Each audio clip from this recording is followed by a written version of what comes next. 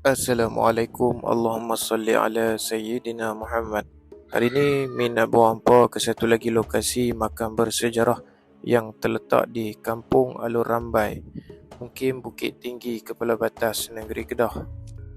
Makam ini satu-satunya terletak di dalam kawasan perkampungan dan berdekatan dengan rumah penduduk. Kawasan Alur Rambai ini juga tidak jauh dan juga berdekatan dengan Istana Tunku Pudin yang berada di Bukit Tinggi, Kepala Batas Kedah. Pernah heboh suatu ketika dahulu mengenai makam ini dikatakan mempunyai kaitan ataupun anak kepada Tok Pasai.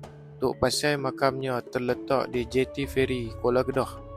Menurut pemilik tanah ini ataupun tuan rumah yang berada di sekitar kawasan ini bernama Ustaz Mokhtar, memaklumkan bahawasanya begitu ramai dulu orang yang sering mengunjungi makam ini.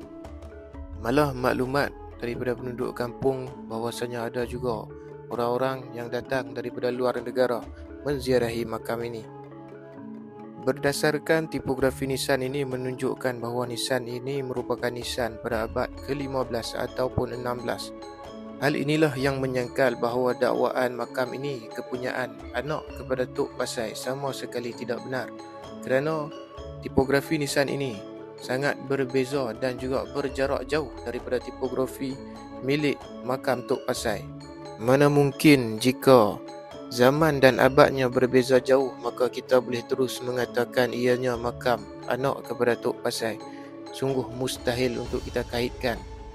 Menurut Ustaz Mokhtar juga, makam ini kepuk di sekelilingnya dikatakan oleh kerabat yang hadir, dikatakan makam ini merupakan makam anak kepada Tok Pasai, iaitu kerabat mereka. Yang menariknya berkenaan makam ini ialah dikatakan oleh penduduk kampung dahulunya makam ini hanya berada di tanah yang rendah. Namun semakin lama kawasan tanah di makam ini semakin tinggi. Menurut cerita daripada Ustaz Mokhtar juga, dikala rumahnya dibanjiri oleh air, tetapi kawasan makam ini langsung tidak disentuh oleh air.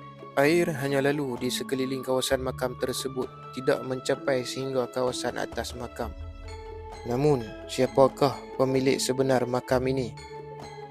Masih menjadi teka-teki dan tanda tanya hingga ke hari ini. Yang pastinya menurut pengkajian daripada Pangeran Atan Al-Furqan, makam ini sememangnya bukan makam anak Tok Pasai.